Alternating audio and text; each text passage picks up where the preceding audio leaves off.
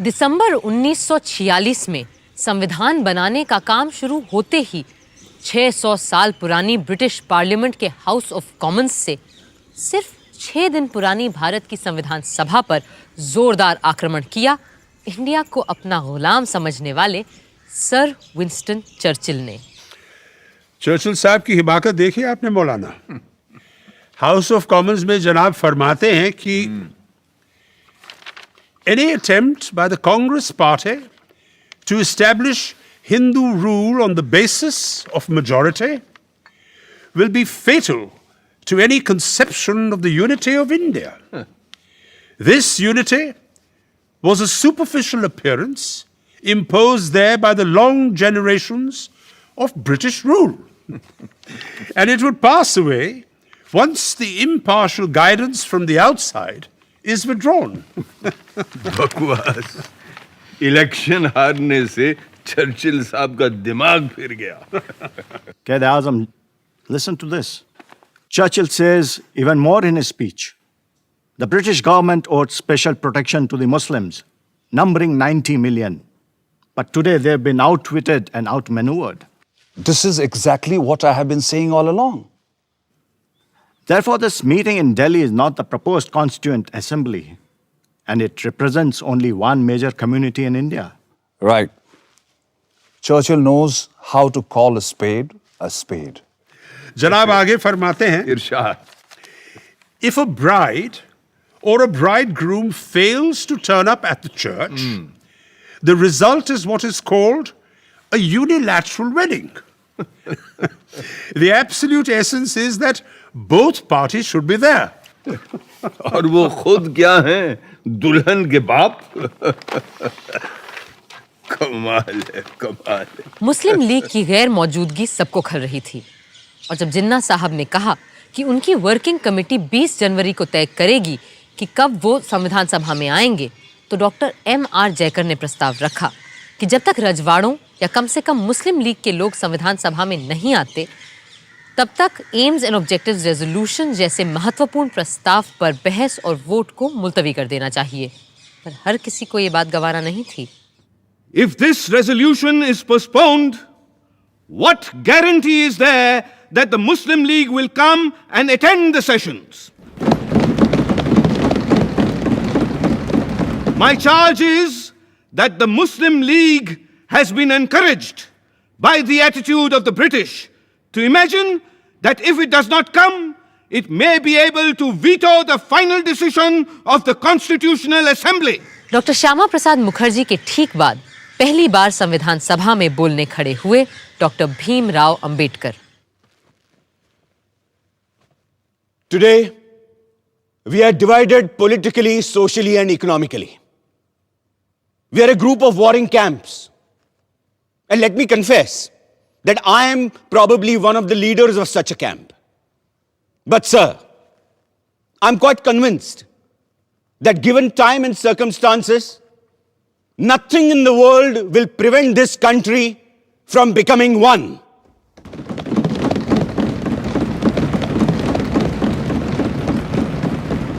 However, I find no reference to the idea of grouping in the objectives resolution. Personally, I do not like the idea of grouping. But I always thought the Congress Party had agreed that if the provinces which are placed under different groups consent to form a union or sub-federation, it would have no objection. Then why is there no mention of this? An omission that is bound to prevent the Muslim League from entering this assembly. I'm not asking you to consider whether you have the right to pass this resolution straight away or not. It may be that you have the right to do so. The question I'm asking is this: is it prudent for you to do so? जिन्ना साहब के इंतजार में AIIMS and objectives resolution का काम 21 जनवरी तक मुलतवी कर दिया गया, पर चर्चिल साहब की बेबुनियाद बातों का फौरन जवाब देना जरूरी था और ये काम किया खुद सभापति डॉक्टर राजेंद्र प्रसाद ने। लंदन के हाउस ऑफ कॉमन्स में अभी पिछले दिसंबर में मिस्टर चर्चिल ने फरमाया कि हमारी ये संविधान सभा भारत के केवल एक धर्म के लोगों की नुमाइंदगी करती है। उन्होंने ये भी कहा कि ये असेंबली सिर्फ हिंदुओं की एक सभा है, और साथ में उन्होंने ये सवाल भी उठा दिया कि whether this meeting of caste Hindus in Delhi can be regarded by the government as the constituent assembly at all. इस किस्म के बयान न सिर्फ तथ्यों के बिल्कुल विपरीत हैं, बल्कि गलत और भ्रामक बातें भी फैलाते हैं। और इसी वजह से मैं ये जरूरी समझता हूं कि आज हम यहां सच को सामने रखें।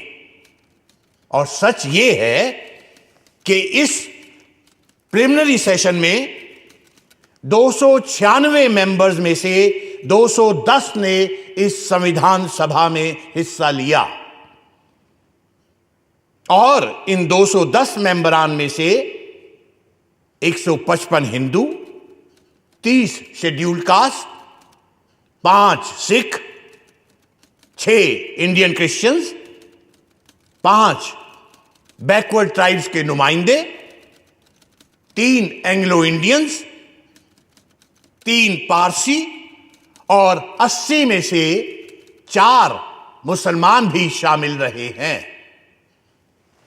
सबसे बड़ी कमी मुस्लिम लीग के सदस्यों की रही है, और हम सबको इस बात का बेहद अफसोस है।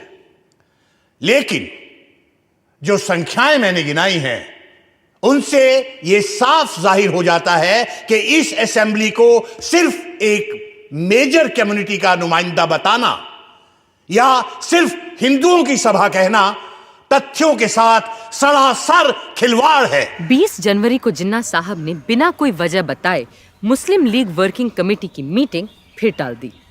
लिहाजा डॉक्टर जयकर ने ऑब्जेक्टिव्स रेजोल्यूशन को स्थगित करने का अपना अमेंडमेंट वापस ले लिया, और 22 जनवरी को संविधान सभा का पहला और सबसे महत्वपूर्ण प्रस्ताव पास कर दिया गया। जवाब में कायदे आजम जिन्ना ने संविधान सभा में आना तो दूर, पूरी कॉन्स्टिट्यूएंट असेंबली को ही गैर कानूनी और नाजायज करार दे डाला। The working committee of the Muslim League is emphatically of the opinion that elections to and the summoning of the Constituent Assembly, in spite of the strong protest and emphatic objection of Muslim League, were ab initio void, invalid, and illegal, as the major parties had not accepted the statement. And the continuation of the Constituent Assembly and its proceedings and its decisions are ultra-virus, invalid, illegal, and therefore it should be dissolved forthwith. उधर chamber of princess यानी राजे रजवाड़े भी पंडित नेहरू के प्रस्ताव से बहुत घबराए हुए थे। नवाब साहब भोपाल ने राजघरानों की हड़बड़ाहट एक प्रेस कॉन्फ्रेंस में जाहिर की।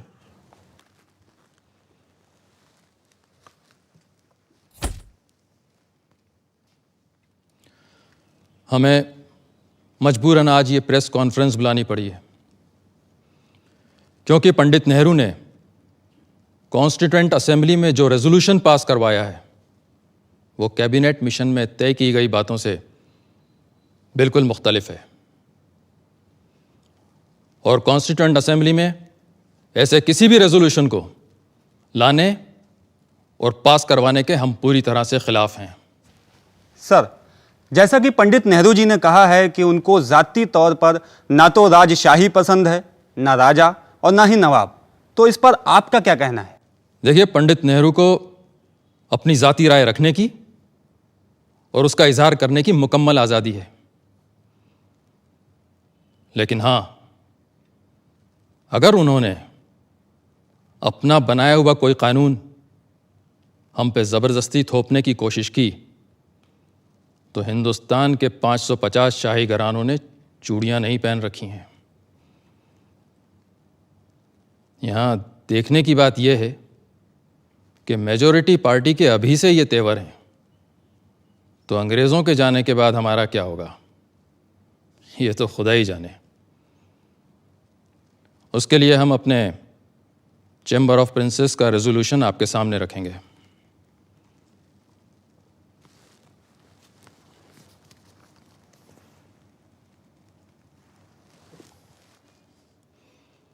The Princess Chamber wants to make it clear in unequivocal terms that there could be no compromise on the monarchical form of government in the Indian state. Some checks and breaks have to be provided against the majority party running amok in the future governance of India.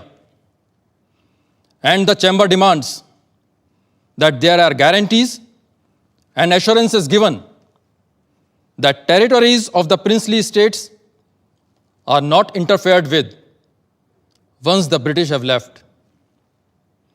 And we will be free to follow our customs and rules as far as the succession is concerned.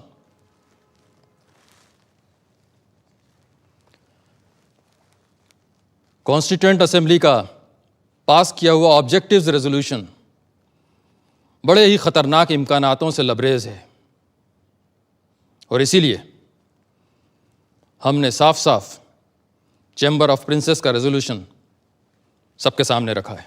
सन 47 की शुरुआत में यहाँ हिंदुस्तान में लोग संविधान सभा से तमाम उम्मीदें लगा रहे थे और तरह तरह की मांगें उठा रहे थे, लेकिन वहाँ इंग्लैंड के हाउस ऑफ कॉमन्स में प्रधानमंत्री एटली ने एक महत्वपूर्ण पर नाटकीय घोषणा कर डाली।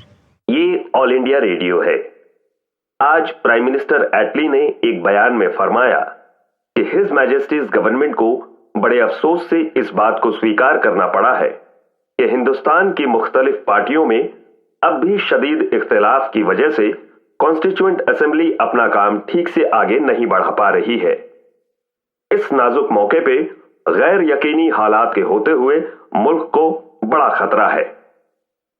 चुनांचे हिज मैजेस्टीज गवर्नमेंट ये वाजे करना चाहती है कि एक ठोस कदम उठाने का उनका इरादा अब टल नहीं सकता और वो हिंदुस्तान की बागडोर हिंदुस्तानी हाथों में सौंपने की तारीख जून 1948 के आगे नहीं बढ़ा सकती और ब्रिटिश इंडिया की बागडोर हिंदुस्तानी हाथों में सौंपने की जिम्मेदारी होगी नए वाइसरॉय एडमिरल वाइकाउंट माउंटबेटन की, ताकि हिंदुस्तान खुद मुख्तारी से आगे चलकर एक खुशहाल और खुशबाश मुल्क बन पाए।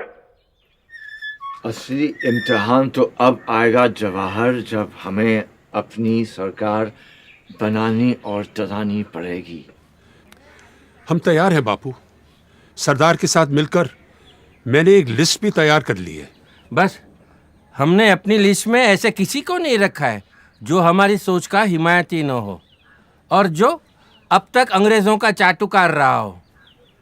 सरदार, हो सकता है कि कुछ लोगों ने ऐसा किया हो, पर अंग्रेजों की सेवा करके वो हमारे दुश्मन तो नहीं बन जाते हैं ना। वो भी आखिरकार हिंदुस्तानी ही है और अगर अब उन्हें मौका मिलेगा तो वो हिंदुस्तान के लिए भी अपना हुनर दिखाएंगे। ठीक बात है बापू। कैबिनेट के 14 लोग छांटते वक्त हमें और किसी बात को नहीं, सिर्फ हुनर को तरजीह देनी चाहिए। एक और बात का ख्याल रखना होगा आपको। 14 में से 7 लोग ऐसे हों जो कांग्रेस के ना हो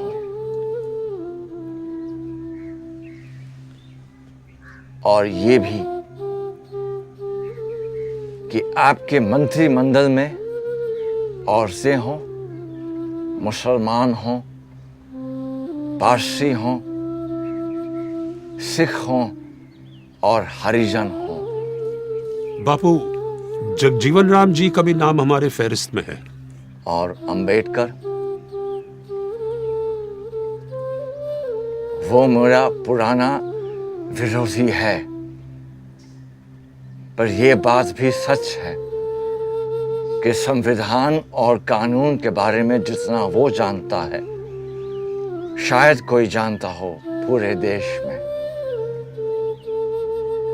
और अगर आपने अंबेडकर के ज्ञान और अनुभव का फायदा नहीं उठाया तो नुकसान उसका नहीं हिंदुस्तान का होगा। लॉर्ड माउंटबैटन ने आते ही सारे नेताओं से मुलाकात की।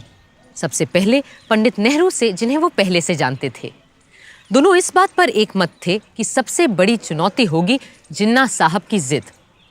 और हुआ भी यही।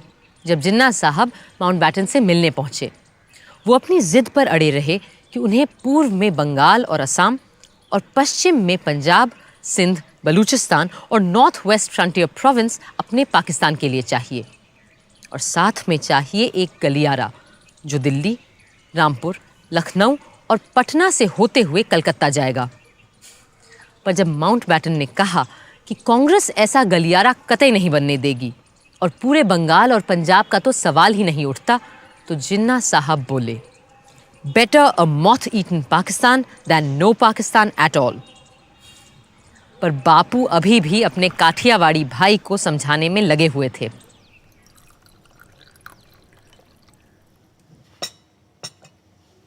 May I have some salt, please? Sure.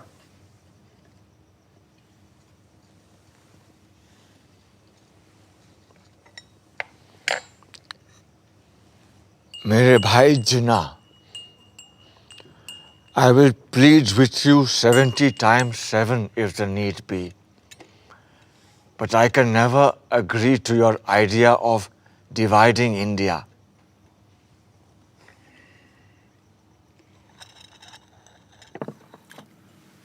In that case, let's agree to disagree on the question of partition. But I'm entirely with you on the question of signing an appeal to both Hindus and Muslims to keep peace. If you want, you can have a look at the draft typed by my assistant. I need not read anything that you ask me to sign.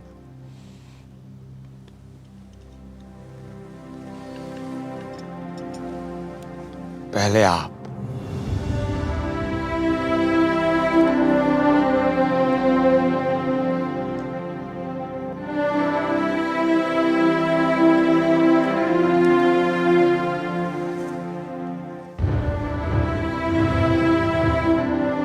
मैं Lord Mountbatten से कहने जा रहा हूं कि अगर जरूरत पड़े तो वो अंतरिम सरकार को बर्खास्त करके जिन्ना को दावत दें और कहें कि वो अपने मन की सरकार कायम कर लें। बस पाकिस्तान बनाने की मांग छोड़ दें। बापू, आप अपनों की बलि चढ़ाकर एक ऐसे आदमी की हिमायत कर रहे हैं जिसने सारी जिंदगी आपका विरोध किया है। अगर मेरे अपनों की बलि चढ़ाकर हिंदुस्तान बच जाता है तो सौदा महंगा नहीं है सरदार। बापू, ये आपका ज्यादा ख्याल हो सकता है। आपको लगता है कि सेंट्रल असेंबली इस बात पर आपका साथ देगी? अगर ऐसा हुआ तो तुम्हें मुझे वचन देना होगा कि कांग्रेस सदन में अपने बहुमत का इस्तेमाल जिन्ना की सरकार को रोकने के लिए नहीं करेगी।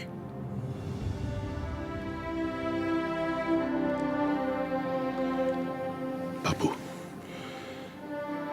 मैं हमेशा आपकी बड़ी इज्जत करते आया हूं,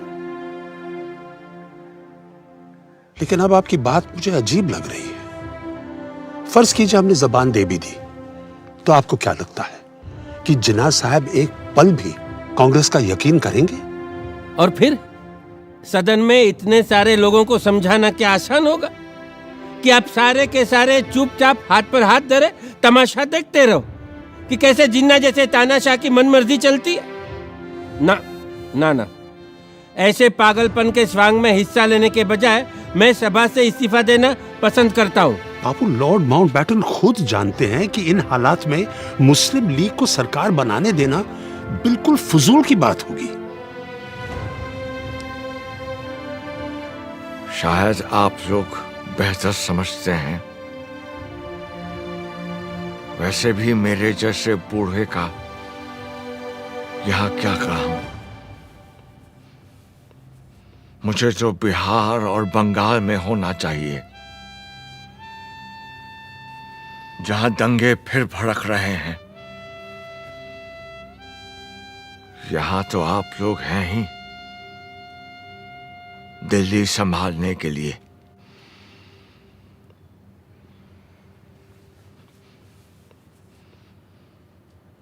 कांग्रेस और मुस्लिम लीग को एक समझौते तक लाना शेर बकरी को एक साथ चराने जैसा था, पर सब तरफ निराशा नहीं थी। अप्रैल के अंत में जब संविधान सभा दूसरी बार मिली तो कई रजवाड़ों के नुमाइंदे उसमें शामिल हो चुके थे।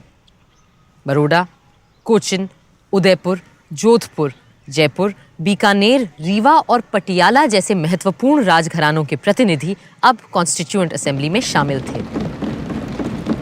The Constituent Assembly welcomes the representatives of the princely states and expresses the hope that others who have not chosen their representatives will take immediate steps to do so.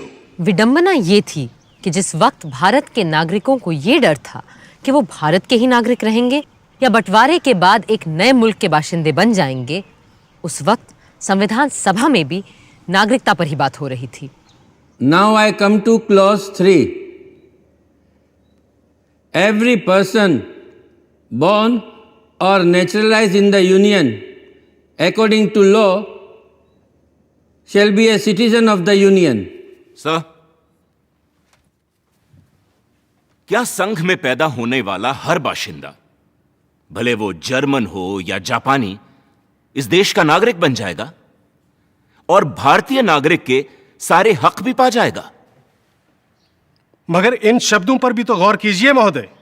Subject to jurisdiction, यानी विदेशी राजदूतों और diplomats के यहां पैदा होने वाले बच्चे हमारे नागरिक नहीं बन जाएंगे। पर मान लीजिए कोई जापानी महिला हिंदुस्तान से गुजर रही है और उसको बच्चा हो जाता है, तो क्या होगा? The American Supreme Court says that a casual visitor will not fall in this clause. And what happens to a man who is not passing through but stays for trade or some other purposes? Sir, मेरा प्रस्ताव है कि हम इस close को फिलहाल postpone कर दें और कल इस पर चर्चा करें। For the time being, let us accept the general principle. We need not manufacture a law of nationality overnight before 11 o'clock tomorrow morning. I will request lawyers and jurists who are members of this house to pay attention to this clause, and a committee of 3 lawyers is formed. Sir, I suggest that in addition to 3 lawyers, one man of common sense should also be added. And I do not exclude lawyers from the category of people of common sense. हंसी के ठहाके तो लग रहे थे, मगर स्थिति बहुत गंभीर होती जा रही थी। जिन्ना साहब अपनी जिद पूरी करके ही दम लेंगे, ये उन्होंने ठान लिया था। Division of the armed forces, division of the staff of central civil departments, railways, post and telegraphs, public works, income tax, customs, central excise, power. The list goes on. Divorce of 400 million people in just 10 weeks is an impossible task, Quaid-e-Azam. It will at least take a year, and that too if Allah is with us. I do not have that much of time. Pakistan will have to come into existence before these congressmen poison the mind of Mountbatten, who has dreams of becoming the Governor General of Pakistan. And that will never be. Actually, Jawaharlal is the problem. He told the Viceroy there will be no division of any assets, as some parts are just seceding from the entity called India. And the seceding parts will have to build up their own assets, administrative records, and machinery. Secession. Secession, my foot. It is not a question of secession. It is going to be a division of India, and both Nehru and Mountbatten better understand that. Otherwise, I'm going to call for another direct action day. ऐसे में जब viceroy Mountbatten ने हिंदुस्तान के बंटवारे की तजवीज़ सामने रखी, तो कई लोग सोचने लगे कि जहर पूरे देश में फैल जाए, इससे बेहतर यही होगा कि शरीर का बीमार भाग काटकर अलग कर दिया जाए। इस माहौल में कांग्रेस कार्यकारिणी की बैठक हुई। आप सब ने लॉर्ड माउंटबैटन की तजवीज सुनी है, कैसे वो हिंदुस्तान के कुछ इलाकों को खुद मुख्तारी का हक देना चाहते हैं। इससे एक तरफ जहां भारत के कट जाने का डर है, वहां दूसरी तरफ आजादी की उम्मीद नजर आती है। इसलिए हमने फैसला किया है कि इस प्रस्ताव को हम मंजूर कर लें।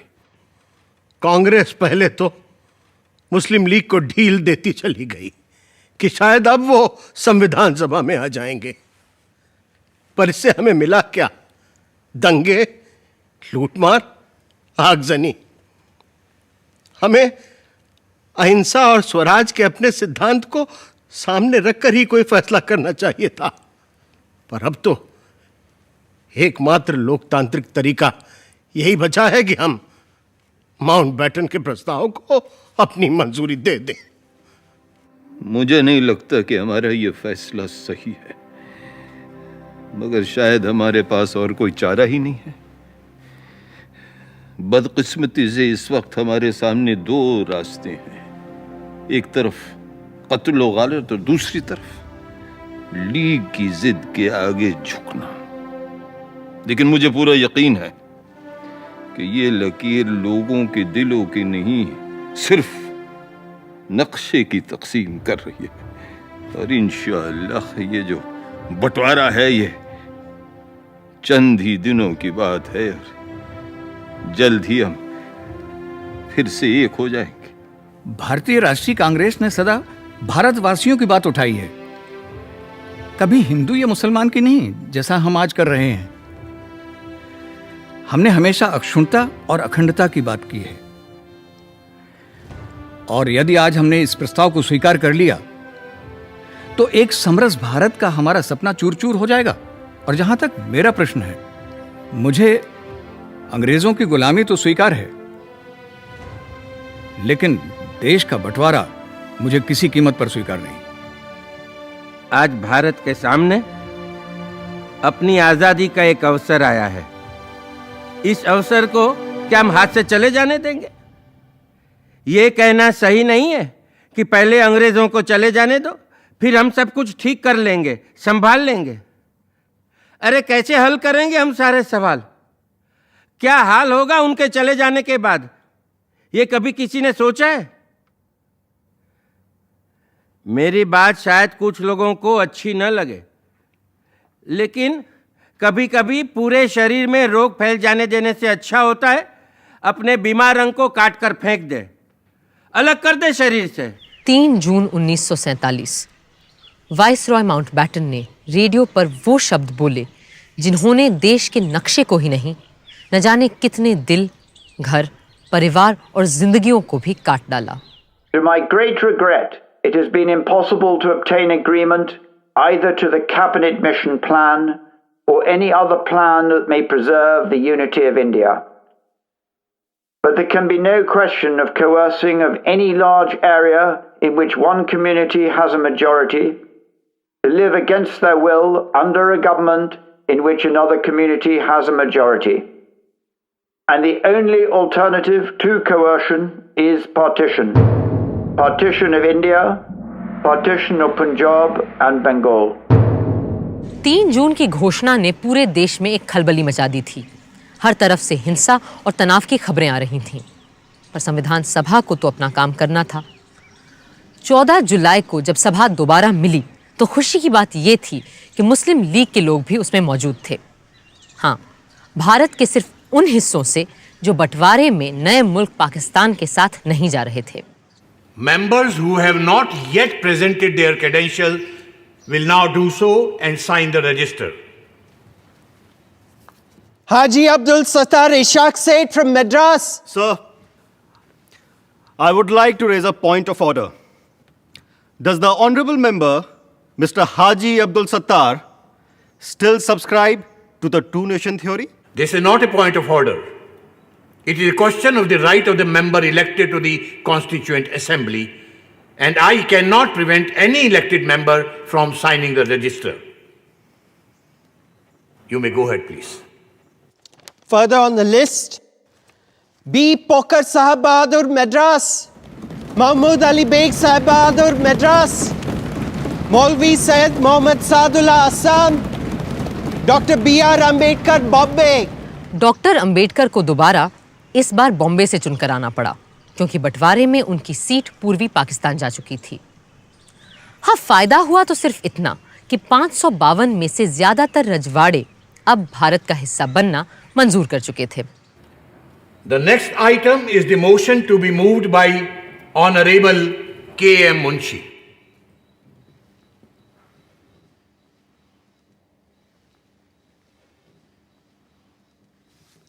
महोदय, इस सप्ताह के अंत तक ब्रिटिश पार्लियामेंट भारत की आजादी का लेजिस्लेशन पारित कर चुकी होगी और 15 अगस्त 1947 को हमें स्वतंत्रता मिल जाएगी। वो स्वतंत्रता जिसका हमें सदियों से इंतजार था। हमारे देश में अब एक तरह की समानता आ गई है, हालांकि स्वयं देश की सीमाएं सिकुड़ गई हैं। अब हम एक आजाद और सशक्त भारत के उद्देश्य की ओर पूरे जोश और उल्लास से आगे बढ़ सकेंगे।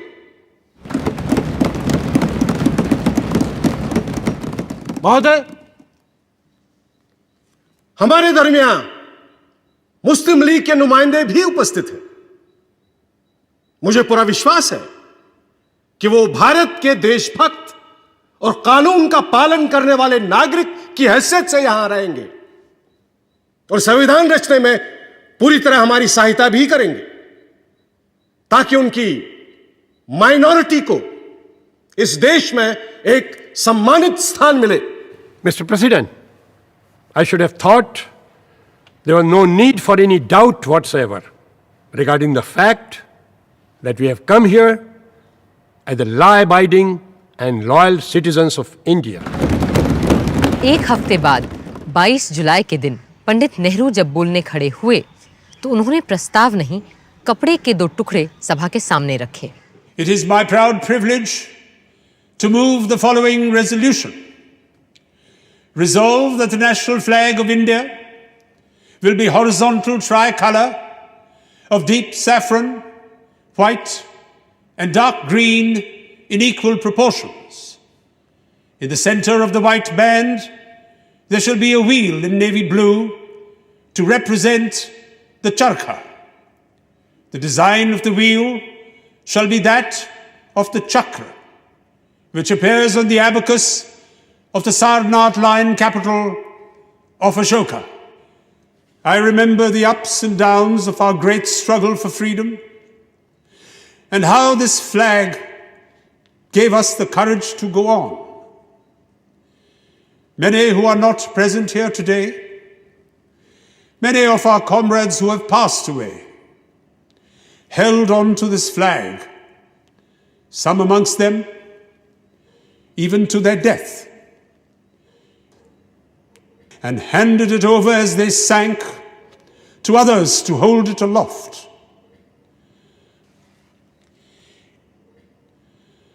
So, in this simple form of words, there is much more than will be clear on the surface.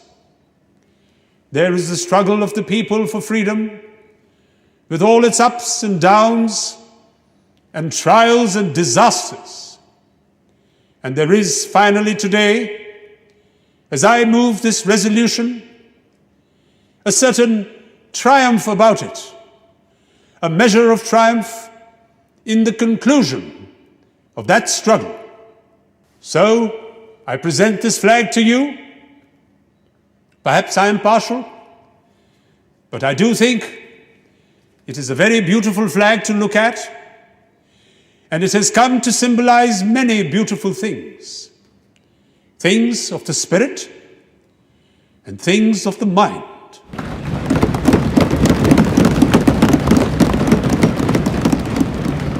I now present to you not only the resolution, but the flag itself.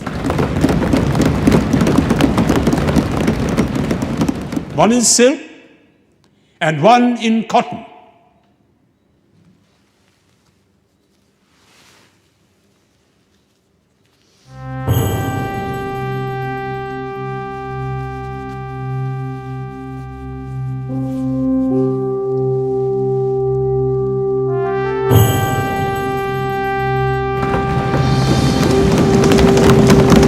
Bharat माता की जय! भारत माता की जय!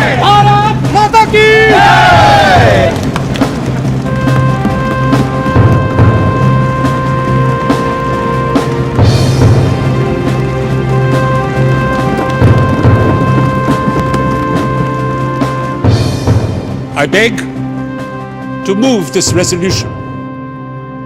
Mr. President, my amendment is that inside the chakra, in the white band, the swastika, the ancient Indian symbol of Shantam Shivam Sundaram, be inscribed. But now that I have seen the flag, I find it somewhat hard to fit the swastika into the chakra. In these circumstances, I beg leave to withdraw my amendment. HV Kamat साहब के लिए हर बात का विरोध करना जरूरी था, पर सदन के बाकी सदस्य हिंदुस्तान के नए परचम के साथ थे। मोहम्मद सादुल्ला ने खुलकर अपनी बात रखी। जनाब सदर, मेरे ख्याल में हमारा परचम सिर्फ परचम नहीं है, इसमें हमारी उम्मीदों के रंग हैं, हमारी जद्दोजहद और कुर्बानियों की कहानी भी है। हमारे मजहब इस्लाम में यही हिदायत दी गई है और मुस्लिम लीग की हाई कमांड और कायदे आजम का भी यही मानना है कि जो इंसान जहां रहे वहां की सरकार और आइन का वफादार रहे। और इसी उसूल को मानते हुए मैं उस परचम को सलाम करता हूं जो यहां हाउस में पंडित जवाहरलाल नेहरू ने पेश किया है। महोदय, मैं कहना चाहता हूं कि 27 वर्षों के इस स्वतंत्रता संग्राम में जिस तिरंगे के नीचे हमने स्वाधीनता प्राप्त की है, वही रंग हमारे राष्ट्रीय ध्वज के रंग हों, यह एक स्वाभाविक बात है। मुझे दुख है कि इस समय कुछ लोग सांप्रदायिकता में मदमस्त होकर आपत्तिजनक घटनाएं कर रहे हैं। अभी परसों की ही बात है, दिल्ली में हिंदी के संबंध में एक सभा हुई, वहां हुल्लड़बाजी हुई। इतना ही नहीं, कई मोटरों पर जो राष्ट्रीय ध्वज लगे हुए थे उन्हें निकालकर फेंक दिया गया। मैं कहता हूं कि सांप्रदायिकता से मदमस्त होकर झंडे का अपमान करना सारे राष्ट्र का अपमान करना है। भारत माता की जय! भारत माता की जय! भारत माता की जय! संविधान सभा का अगला यानी 5वां सत्र शुरू होना था एक बहुत ही ऐतिहासिक दिन, 15 अगस्त 1947। 14 अगस्त की शाम से ही सदन की कार्यवाही शुरू हो गई थी, उस घड़ी के इंतजार में जिसका हर हिंदुस्तानी को जाने कब से इंतजार था। वंदे मातरम, वंदे मातरम, सुजलाम सुफलाम मलयज शीतलाम सस्य श्यामलां मातरं वन्दे मातरं। शुभ्रज्योत्स्ना पुलकितयामिनीं फुल्लकुसुमित द्रुमदलशोभिनीं सुहासिनीं सुमधुरभाषिणीं सुखदां वरदां मातरं वन्दे मातरं वन्दे मातरं।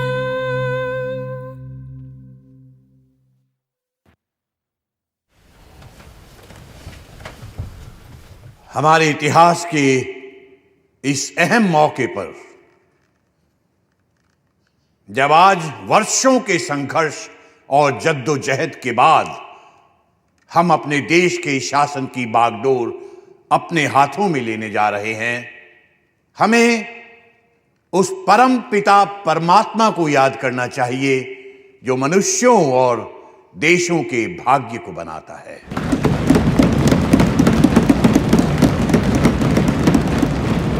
और हम आज उन अनेकानेक ज्ञात और अज्ञात, जाने और अनजाने पुरुषों और स्त्रियों के प्रति श्रद्धांजलि अर्पित करते हैं जिन्होंने इस दिन की प्राप्ति के लिए अपने प्राण न्योछावर कर दिए। हंसते हंसते फांसियों के तख्ते पर चढ़ गए, गोलियों के शिकार बन गए। जिन्होंने जेल खानों और काला पानी के टापू में घुल घुल कर अपने जीवन का उत्सर्ग कर दिया। जिन्होंने बिना संकोच माता पिता, स्त्री संतान, भाई बहन और यहां तक कि अपने देश को भी छोड़ दिया। अपना धन, जान सबका बलिदान कर दिया। आज ये उनके त्याग और तपस्या का ही फल है कि हम इस दिन को देख पा रहे हैं।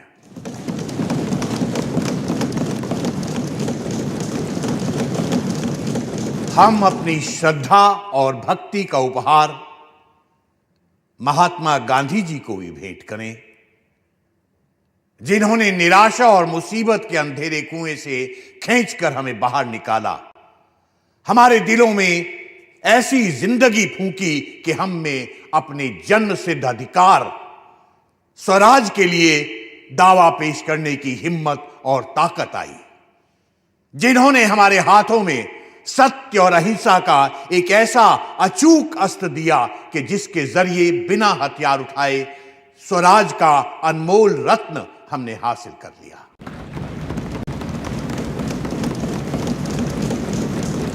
जिस देश को ईश्वर और प्रकृति ने एक बनाया था, आज उसके दो टुकड़े हो गए हैं।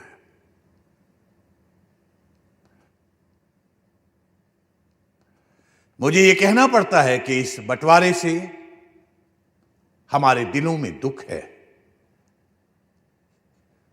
मगर इसके बावजूद हम आपकी और अपनी तरफ से पाकिस्तान के लोगों को अपनी नेक नियति, उनकी तरक्की और कामयाबी के लिए अपनी सदिच्छा और सद्भावना प्रकट करना चाहते हैं।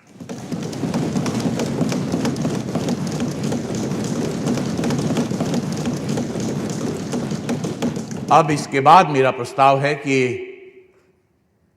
हम सब उन वीरों की पुण्य स्मृति में जिन्होंने देश में और देश के बाहर हमारे स्वातंत्र संग्राम में अपनी बलि दी है, कुछ क्षण मौन खड़े रहें।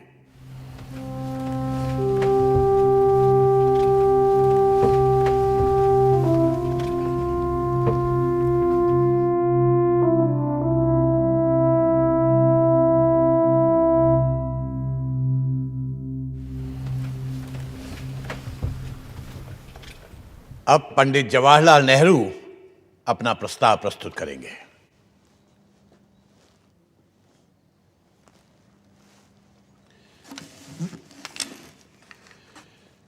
सदर साहब, कई साल हुए जबकि हमने किस्मत से एक बाजी लगाई थी, एक इकरार किया था, प्रतिज्ञा की थी।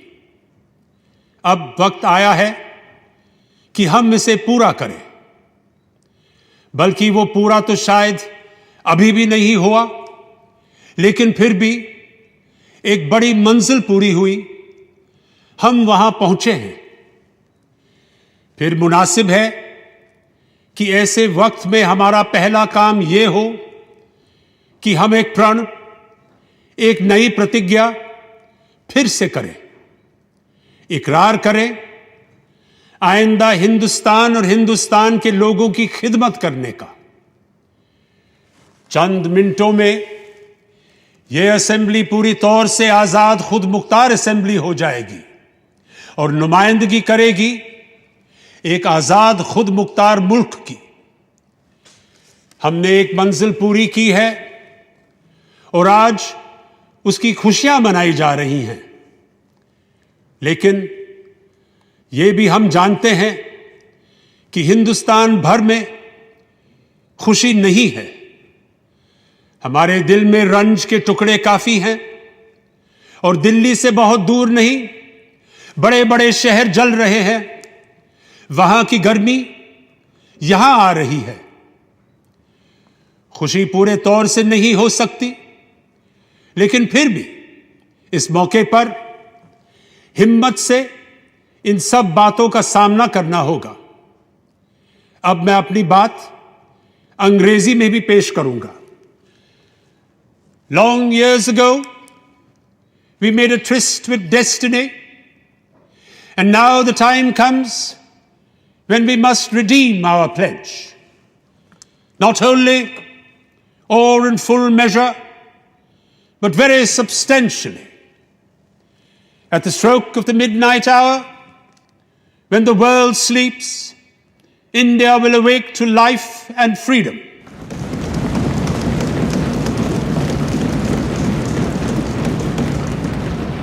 A moment comes, which comes but rarely in history, when we step out from the old to the new, when an age ends, and when the soul of a nation long suppressed finds utterance. It is fitting that at this solemn moment, we take the pledge of dedication to the service of India and her people, and to the larger cause of humanity. सारा हिंदुस्तान और पूरी दुनिया नेहरू जी के अल्फाज सुन रही थी और घड़ी के 12 बजने का इंतजार कर रही थी। I will now put the resolution to vote. Sir, Mr. President, there are 2 amendments that are standing in my name. No.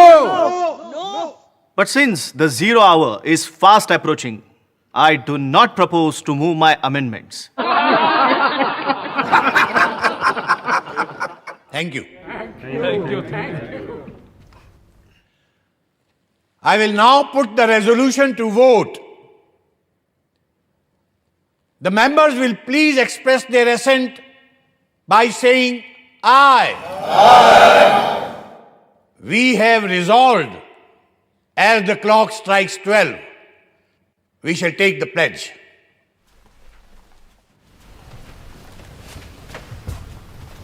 It is just half a minute to 12. I am expecting the clock to strike 12.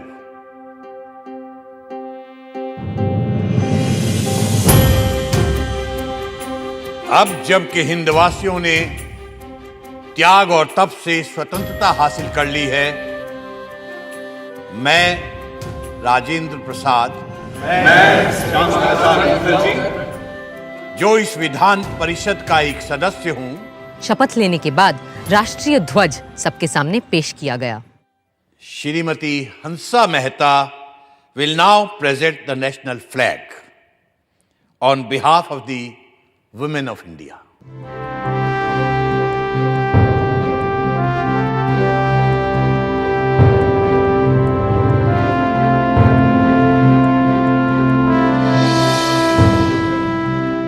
मैं प्रार्थना करती हूँ इस तिरंगे की छत्र छाया में रहने वालों को सारे सुख और समृद्धि मिले।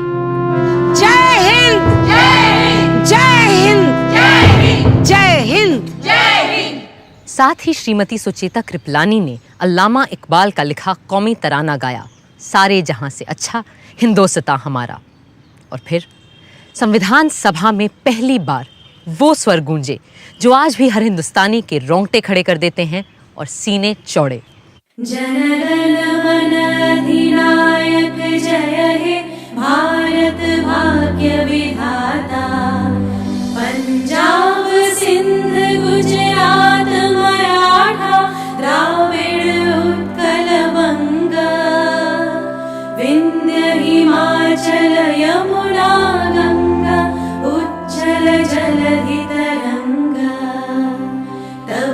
शुभ नामे जागे तब शुभ आशीष मांगे गाहे तब जय गाथा जन गण मंगलदायक जय हे भारत भाग्य विधाता जय हे जय हे जय हे जय जय जय जय हे। आजाद देश की नई सुबह के स्वागत को सभी जाने माने लोग राजधानी दिल्ली में मौजूद थे, सिर्फ एक इंसान को छोड़कर, महात्मा गांधी, जो वहां से दूर कलकत्ता में थे, जहां वो बंगाल के मुस्लिम लीगी प्रधानमंत्री एच.एस. सोहरावर्दी के साथ मिलकर हिंदू मुस्लिम दंगे रोकने में लगे हुए थे। 15 अगस्त की सुबह भी हर रोज की तरह उन्होंने 5 बजे प्रार्थना सभा की।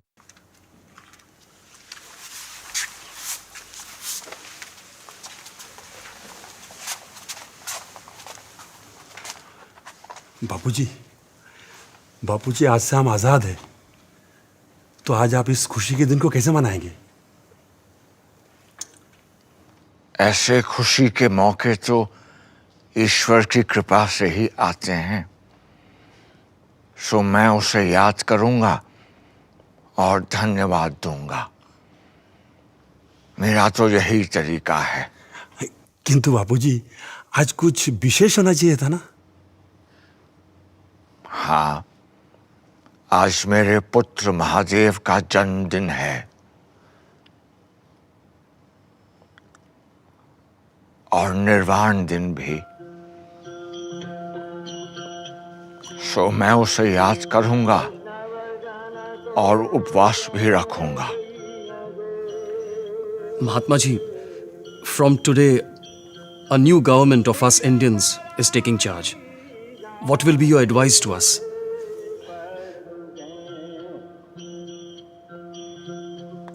Be humble, beware of power. Power corrupts. Do not let yourselves be trapped by pomp and pageantry. Remember, you are in office to serve the poor in India's villages. सबको सन्मति दे भगवान।